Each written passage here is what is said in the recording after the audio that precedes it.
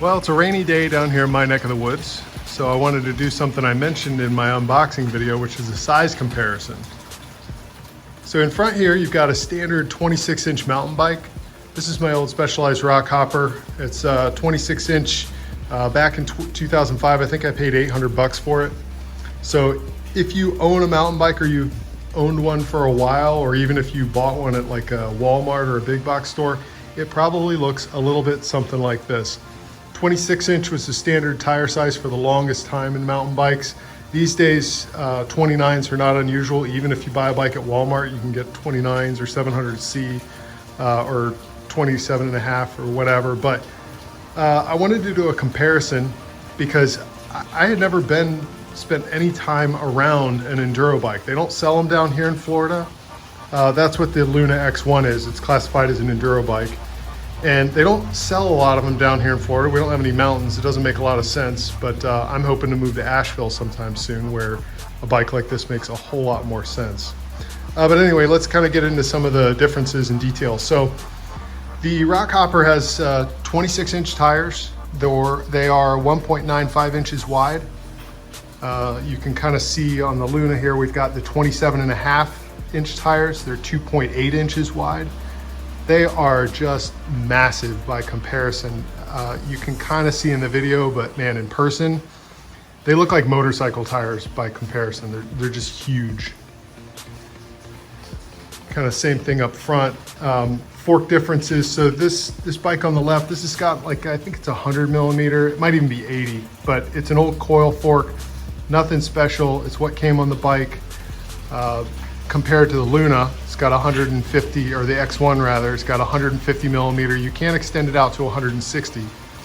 So just a much, much larger fork. Of course, much larger brakes. The Rockhopper's got really standard, like mechanical disc brakes. They're just basic Shimano's. They're nothing fancy.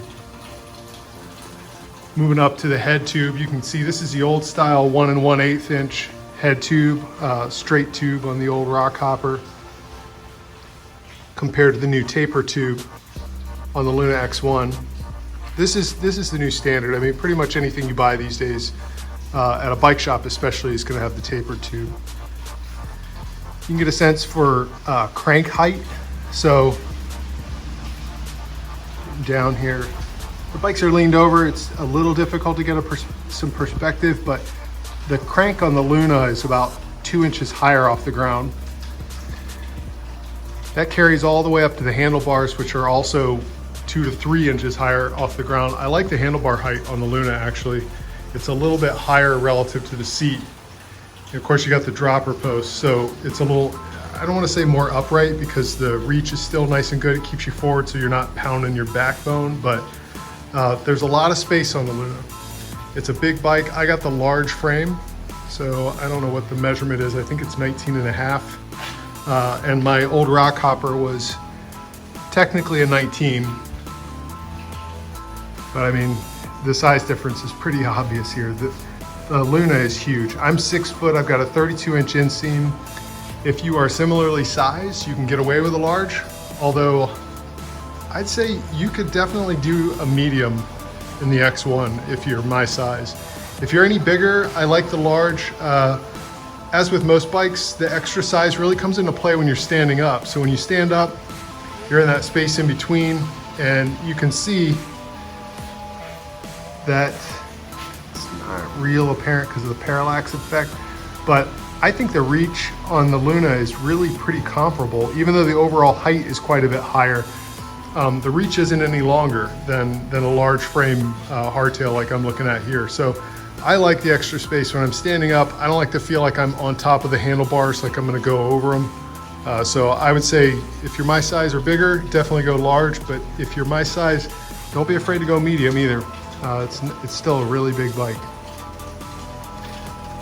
So that's the size comparison. If you guys want to see any other details, or if you're curious about any other differences between the two bikes or what you can expect, post in the comments and I'll take some video and try and answer your questions.